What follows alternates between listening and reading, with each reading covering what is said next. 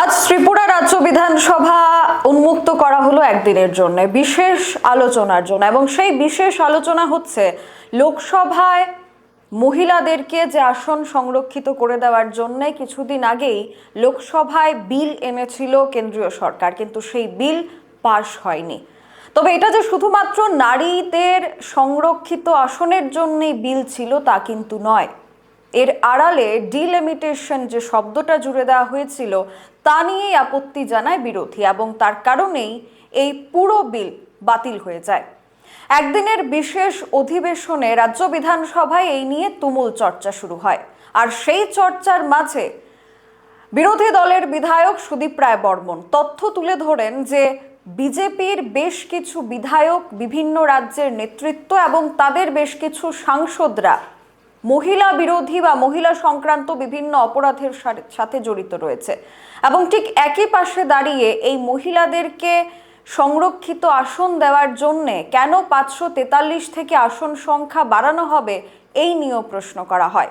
তবে এই বিল লোকসভায় বাতিল হয়েছে এবং যেহেতু লোকসভায় বাতিল হয়েছে সেহেতু এই বিল পাশ করানো সম্ভব নয় এবং বিরোধী শিবির থেকে বারবার এই প্রশ্ন উঠছে যে এই বিল পাশ হবে না জেনেও বারবার কেন কেন্দ্রীয় সরকার বা বিজেপি শাসিত বিভিন্ন রাজ্যগুলিতে ডিলিমিটেশন শব্দটাকে তারা ব্যবহার করছে না।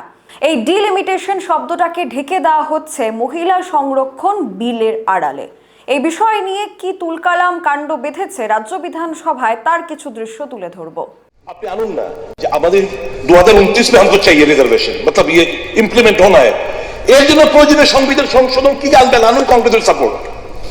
আমার কথা হচ্ছে 2029 আপনারা এখন বলার চেষ্টা করছেন ডিলিমিটেশন চাইছে, আরে এটা তো 26 অব্দি ফ্রিজ 82nd অ্যামেন্ডমেন্টের মাধ্যমে, এটা 82nd অ্যামেন্ডমেন্টের মাধ্যমে করা আছে এবং বলছে এই সেন্সাসের পর তোমরা ডিলিমিট করে করবে। তো এখন রাখুন আপনি লেট ইট কন্টিনিউ, এটা একটা কন্টিনিউ। এখন मोदी साहब पार्लियामेंट में आनो, अभी जो हमने महिला संरक्षण बिल पास किया है, अभी 29 में कैसे इसको लागू किया जाए वो बिल लेके आइए, हम ओपोजिशन पूरा पूरा समर्थन करेगा। लेकिन इसको आपने खुद डिले डीलिंग का प्रोसेस रखा है क्योंकि 29 में आप लोग नहीं चाहते हो, 29 में आप लोग नहीं चाहते क्यों, इसलिए 29 में ये लोग आप लोग नहीं चाहते हो क्योंकि डिलिमिटेशन का सेंसस का सब छोड़िए, सेंसस का तो आप 2011 ही बोला, डिलिमिटेशन प्रोसेस 2002 में शुरू हुआ, 6.5 साल लगा।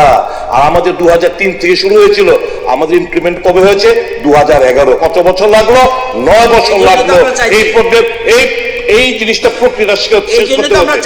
তাহলে সংশোধনী আনুন যাদের মহিলা রিজার্ভেশনটা পার্লামেন্টে আমাদের রাজ্যে 28-এ আমরা যেন এই মহিলা রিজার্ভেশন বিল এই রাজ্যে 33% আমরা করতে পারি এবং 29-এ পার্লামেন্টে যেন আমাদের 33% করতে পারি। আনুন না, we opposition 100% will guarantee and will support you. Why এই জিনিসগুলো কি আছে আচ্ছা করলেন, আমরা সমর্থন করলাম সবাই, কি তো ওই বোর্ডে দিয়া এটা কি হইব?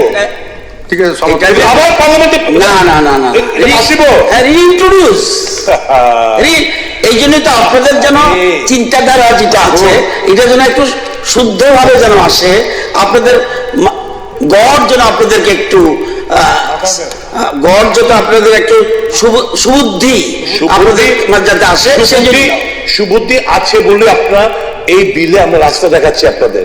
উই ওয়ান্ট 29 ইমপ্লিমেন্ট করুন, উই পার্লামেন্টে উই ওয়ান্ট 28 ইমপ্লিমেন্ট করুন। এখন মোদি সাহেব করবে নেই মেরা ইয়া খাস দোস্ত ये लोग मेरा चला এরা সব পড়ে যাবে, তাকে সিট বাড়াও, সিট বাড়া কে করো, हमको कोई आपत्ति नहीं। আর আমরা বলছি, কংগ্রেস বলছে এক্সিস্টিং 7 মধ্যে করুন 33%, উই সাপোর্ট।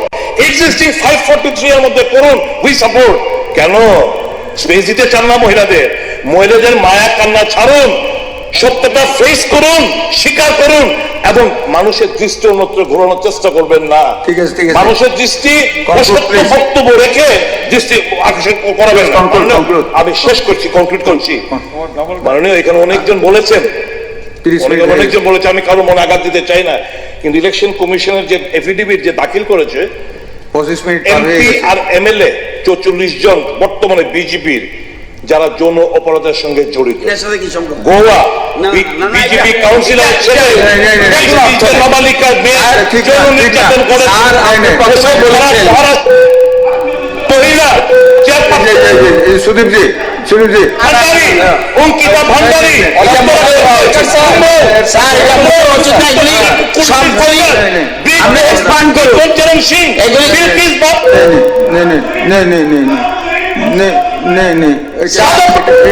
সাথে করবেন না, লাগাবেন না, এগুলি যা যা বলা হয় এখানে শুরুতে আপনি বলেছেন, শুরুতে বলেছেন সংবিধান বিষয় নিয়ে একটা গুরুত্বপূর্ণ বিষয় নিয়ে আলোচনা করবো, সেটা নিয়ে বলবেন। এটাকে কোনো মতে লাইভ করা উচিত না।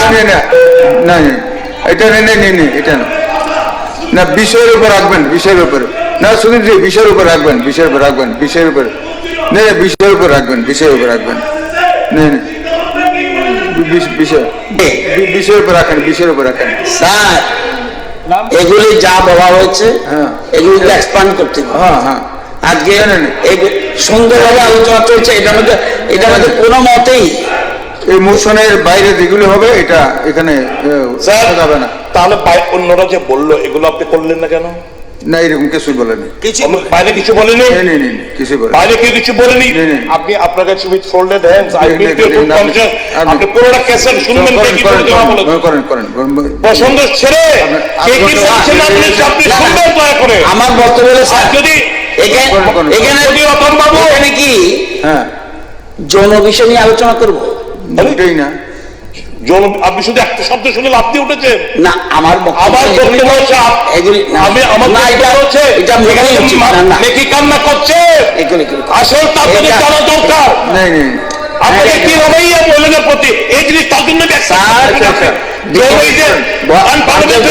বিরুদ্ধে বলুক, সেন্টার বলুক, আরে, ইস্যুতে বলুক, হয়ে গেলে একটা জেফ্রি অ্যাক্সিডেন্টের কথা বললে ভাই পদ্ম করে দেবেন, না, না। আমার পদ্ম করে দেবেন, এগুলো তো হবে না, শুনতে হবে আপনাকে রবাইয়া তো কার নাম আপনি কি আমটা শুননা পড়েগা টাইম ওভার। ঠিক তো এগুলো আপনার স্পিকার স্যার আপনি চেয়ারে তো আপনি কারো অন্য কারো অঙ্গুলি হলে আপনি রায় দেবেন আধা ঘন্টার আমি কোনো শব্দ ইউজ করিনি আন পার্লামেন্টারি যৌন ইজ নট এন আন বলার লোক পার্লামেন্টারি আছে, আবার বলার লোক আছে। ঠিক আছে sir thank you very much for giving me that time. আর আপনি you are a wise man, আপনার এই চেয়ারে বসে আপনার মর্যাদা যেন না ঘটে সেটা সুনিশ্চিত করবেন। কার অঙ্গুলের হেরণে চেয়ার যেন প্রশ্নই ওঠে না, আপনি মোশনের উপর রাখুন, এটা অন্যভাবে ডাইভার্ট করুন। আজ রাজ্য বিধানসভায় নারী শক্তি বন্দন অধিনিয়ম বিল নিয়ে এক বিশেষ আলোচনার জন্য একদিনের বিধানসভা ডাকা হয়।